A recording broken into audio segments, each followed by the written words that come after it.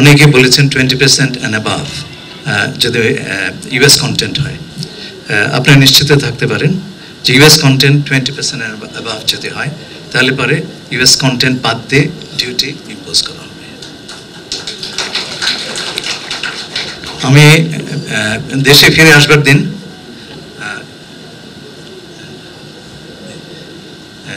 আসার দিন আমি ইউএসটিআরের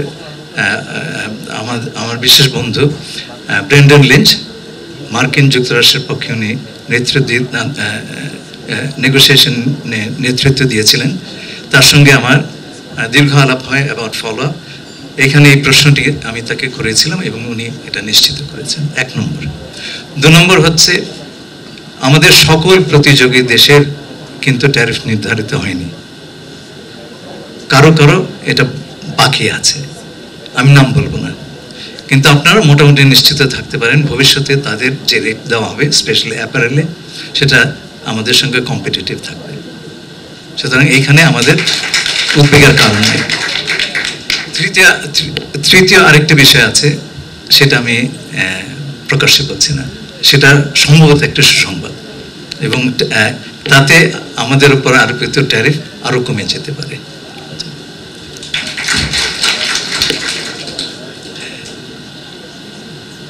রেসিপ্রোকাল ট্যারিফ প্রেসিডেন্ট ট্রাম্প এপ্রিলের 2 তারিখ, যাকে উনি বলেছেন লিবারেশন ডে, সেদিন আরোপ করেন। তার 2 মাস আগে মাননীয় প্রধান উপদেষ্টা আমাকে ইউএসটিআরের কাছে পাঠান, এই বলে যে আমরা ইউনিল্যাটারালি ট্রেড গ্যাপ কমানোর জন্য তৈরি আছি। We are the first country to do that, এবং এই কথাটি তারা মনে রেখেছে।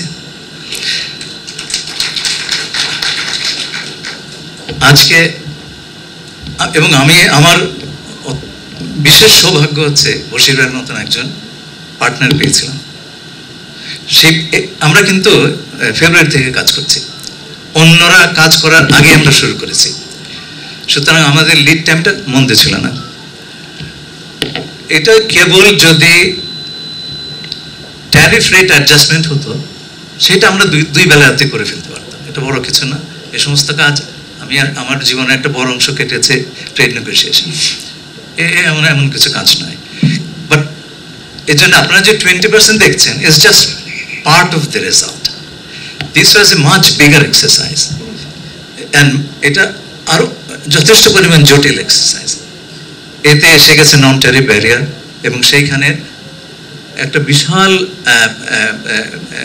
বিস্তৃত পটভূমিতে এসেছে নানান ধরনের জাতীয় নীতি। তারপরে রয়েছে নিরাপত্তা সংক্রান্ত প্রশ্নগুলো। প্রেসিডেন্ট ট্রাম্প যে আইনের বলে এই রেসিপ্রোকাল ট্যারিফ আরোপ করেছিলেন সেটার নাম হচ্ছে international economic emergency powers act, এবং তার ভিতরে 3টা এলিমেন্ট ছিল যে যদি মার্কিন যুক্তরাষ্ট্রের অর্থনৈতিক, কূটনৈতিক এবং জাতীয় নিরাপত্তা সংক্রান্ত ইমার্জেন্সি সিচুয়েশন দেখা দেয় তাহলে তিনি আন্তর্জাতিক বাণিজ্য রেস্ট্রিক্ট করতে পারেন। এটা নিয়ে কন্ট্রোভার্সি আছে, উনি কি ট্যারিফ দিতে পারেন? Tariff is a matter that is vested with US Congress, এবং তার এই রেসিপ্রোকাল ট্যারিফের এই সিদ্ধান্তটি কিন্তু কোর্টে চ্যালেঞ্জ হয়েছে। 2টি কোর্টে এই সিদ্ধান্ত বাতিল করে দেওয়া হয়েছে, international trade court in new York and Washington DC district court. ওনারা অ্যাপিল করেছেন। আচ্ছা, এই অ্যাপিলে টিকবে কিনা সেটাও ঠিক নেই। এখন বলতে পারেন তাহলে আমরা মানে যেই জিনিসটা টিকবে কি টিকবে না তা নিয়ে আমরা নেগোশিয়েট করলাম কেন? সবাই করেছে তাই করলাম, কারণ এখানে ফাইনালি সুপ্রিম কোর্ট কি ভার্ডিক্ট দেবে সেটা আমরা জানি না, and Supreme Court is very much with the President on many issues. So you could not take a chance on this. Nobody took a chance on this.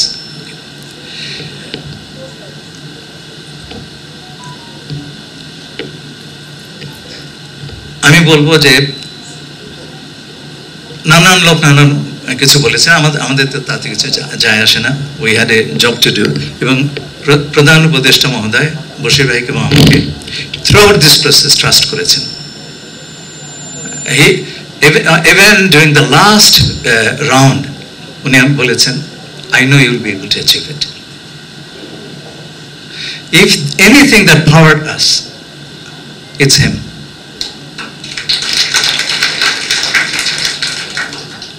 দেখুন,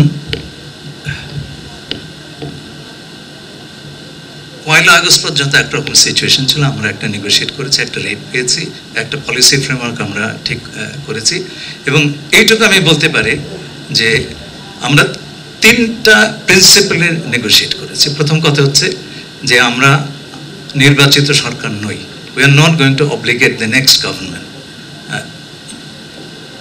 পরবর্তী সরকারের হাতে ক্ষমতা থাকতে হবে এটার পরিবর্তন পরিমার্জন কিংবা বাতিলের। আপনি এটা খেয়াল করবেন, আমরা প্রেসিডেন্ট ট্রাম্পের সরকারের সঙ্গে আলোচনা করছি এমন একটা এগ্রিমেন্ট যেটা বাতিলযোগ্য। Think about it, but we had to do it. 2 নম্বর হচ্ছে আমাদের যতটুকু অব্লিগেশন আমরা বহন করতে পারবো তার চাইতে বড় কোনো অব্লিগেশন আমরা নেব না। তার কারণ হচ্ছে that will be a sign of bad faith. We did not want an agreement for the sake of an agreement. কালকে যদি আমাদের একটা অব্লিগেশন পালন না করতে পারি তাহলে তারা এই এগ্রিমেন্ট ক্যান্সেল করে আমাদেরকে 37% দিয়ে দেবে। We cannot afford that and we have to be very honest with them যে আমরা কোন অব্লিগেশন নিতে পারবো কি পারবো না। আমরা সকল অব্লিগেশন নিতে পারি নাই and that the rate reflects that. তৃতীয় হচ্ছে এটা বাইল্যাটারাল একটা এগ্রিমেন্ট, আমরা তৃতীয় কোনো দেশের উল্লেখ এখানে করতে পারবো না। আমরা কোনো ভূ রাজনৈতিক ফাঁদে পা দিতে চাইনি। So this whole negotiation, Bashir Bhai and I and my colleagues, Commerce Secretary, Additional Secretary Nazneen, we spent umpteen number of hours.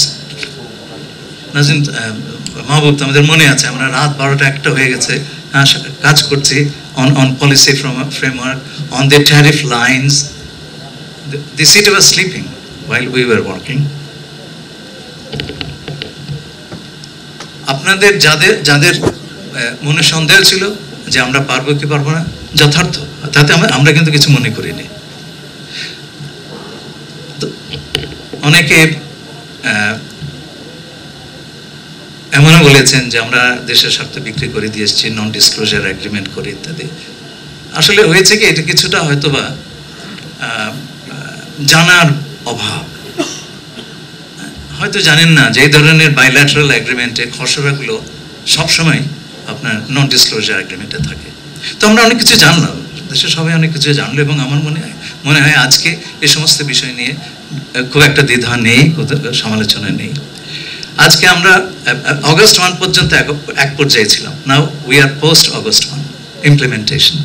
আপনারা অনেকেই বলেছেন যে এটা একটা বড় সুযোগ, আমি মনে করি একটা বিশাল সুযোগ, এবং আমি আপনাদেরকে অনুরোধ করব সরকারের সঙ্গে বসে একটা অ্যাকশন প্ল্যান তৈরি করতে।